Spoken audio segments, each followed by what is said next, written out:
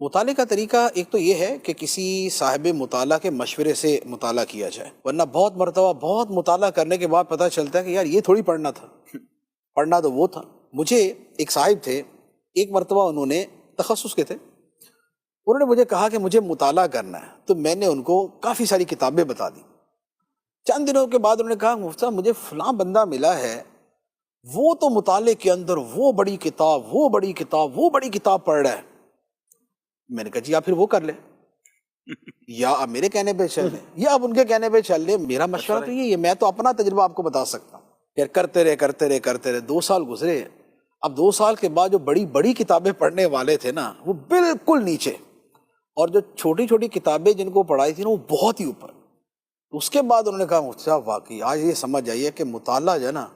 کسی مطالعے والے سے پوچھ کے کرنا چاہیے، ورنہ بندہ پتہ چلتا ہے کہ بھی چھت پہ تو چڑھ گیا لیکن